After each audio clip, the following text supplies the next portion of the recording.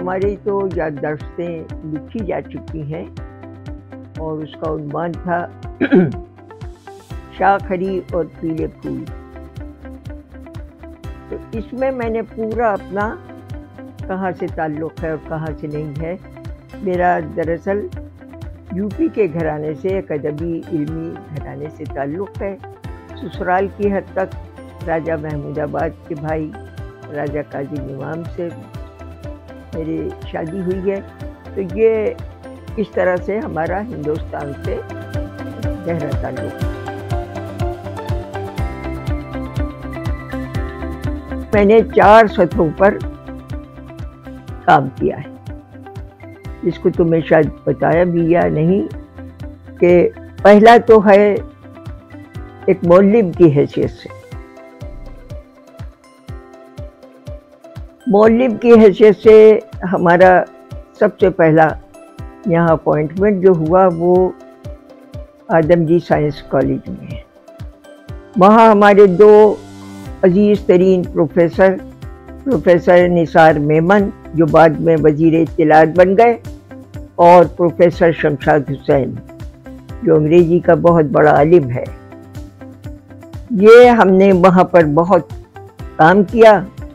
اور آدم جی science college کے بعد ہمارے کچھ ایسے تعلقات ہوئے کہ آغا شاہی جو اس وقت فارن سیکریٹری تھا، انہوں نے ہم کو بلایا اور کہا کہ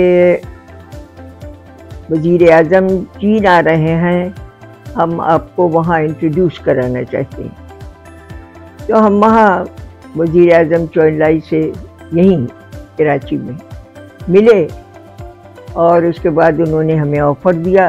تو ہم پیکنگ یونیورسٹی میں پڑھاتے رہے، اردو پڑھاتے رہے اور اسی کے ساتھ پولیٹیکل سائنس پڑھاتے رہے. وہاں سے آگ کی طرح کوئی خبر پہنچ گئی تو ہم ماسکو چلے گئے. ماسکو میں اسکول آف انٹرنیشنل اسٹڈیز میں ہم نے معلمی کی حیثیت سے کام کیا.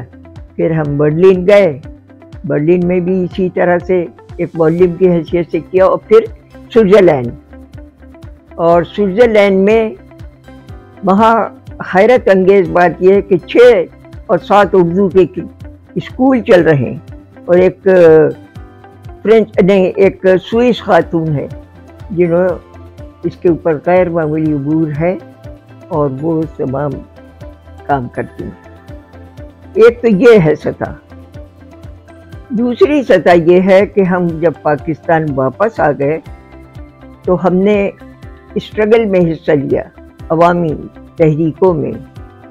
اور میں نیشنل عوامی پارٹی کی سینٹرل ایگزیکٹو کمیٹی کے ممبر بن گئی.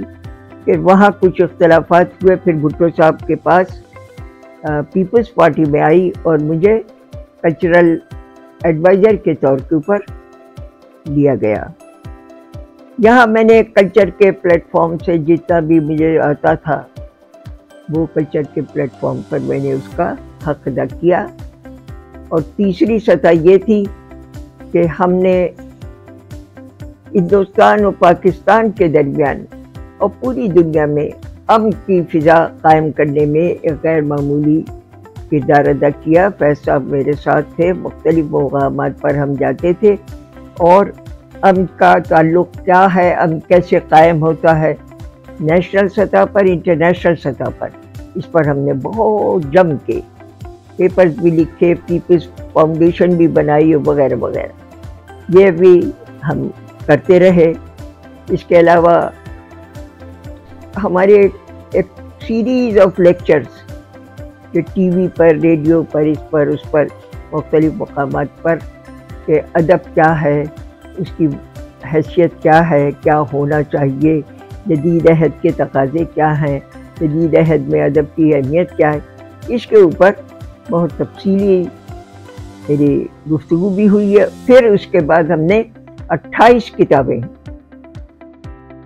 مختلف موضوعات کے اوپر لکھی، جس میں ایک کتاب کی رونمائی ہندوستان میں ہوئی تھی، جس میں وہاں کے پریسیڈنٹ آئے ہوئے تھے، اور دوسری ہمارے اپنے پاکستان کے پریسیڈنٹ صاحب آئے انہوں نے بہت خوبصورت تقریر کی ڈاکٹر عارف علوی صاحب نے، اور وہ جوش صاحب کی شخصیت کے مختلف زاویے کیا کیا ہیں اس پر انہوں نے بہت فکر انگیز گفتگو کی۔ اس وقت ہماری ایک اور کتاب ہے جو زیر طبع ہے اور وہ تقریباً جلدی آ جائے گی، قومی شعور کی ابتدا۔ وہ شاید تم ہی اس کی لانچنگ تم ہی کرو گی، ذرا تم ہی کرو گی۔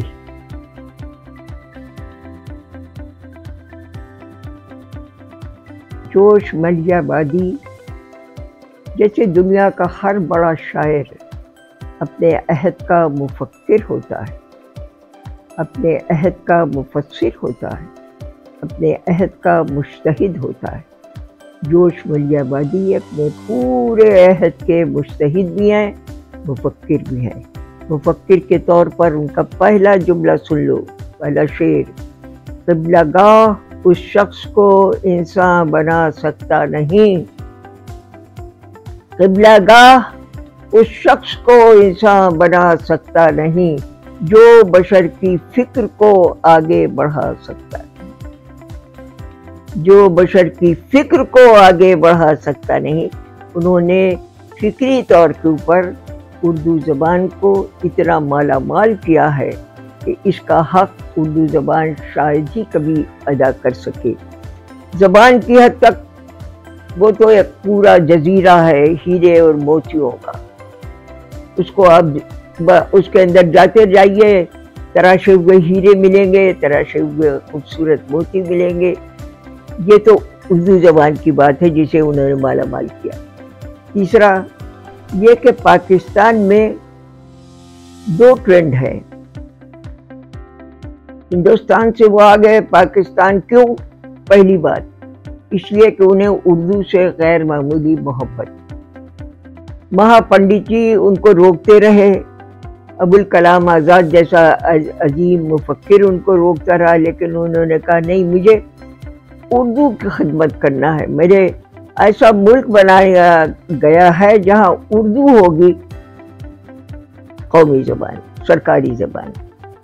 اس کی للک میں، اس کی لگن میں وہ پاکستان آ گئے، لیکن پاکستان میں طول غلامی نے پورے معاشرے کو کوتاہ نظر بنا دیا ہے، اور اس کے معنی یہ ہے کہ اردو سرکاری طور پر زبان بنائی گئی۔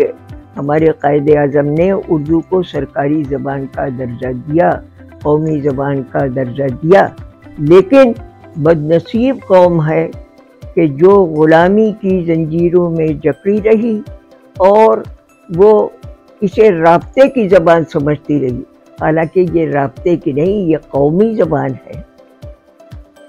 یہ ان کو بہت بڑا صدمہ تھا۔ تیسری بات یہ ہے کہ یہاں کے مزاج کے مطابق جو فتویٰ گر، خود ساختہ شریعت کے فتویٰ گر، کم نظر فتویٰ گروں نے ان کے اوپر بہت سا تیر و تفنگ کے نشتر لگائے۔ کیونکہ وہ عقل کے پجاری ہیں، وہ انہوں نے اپنی فکر کو عقل کی بنیاد پر روکا اور ٹوکا اور پرکھا ہے، اور پوری تحریک کو اسی انداز سے وہ آگے لے جانا چاہتے ہیں۔ اس جرم میں کہ داعیے تطہیر عقل ہوں، اس جرم میں کہ داعیے تطہیر عقل ہوں، تشنیع کا نشانہ بنایا گیا ہوں میں۔ اس جرم میں کہ عشق کو کہتا ہوں ذوف عقل، میں خانقاہ دریدہ و مسجد سجیدہ ہوں۔ ادب فاؤنڈیشن اس نے تو بہت زیادہ ترقی بھی کی ہے، اور میں سمجھتی ہوں کہ وہ دن دور نہیں جب وہ منزل بھی آ جائے گی جس طرف بھی چل پڑے ہم ابلا پایان شوق، خار سے گل اور گل سے گلستاں بنتا گیا، تو تمہارا ادارہ گلستاں بنتا چلا جائے گا اور تم پھول امن اور محبت کے بکھیرتی چلی جاؤ۔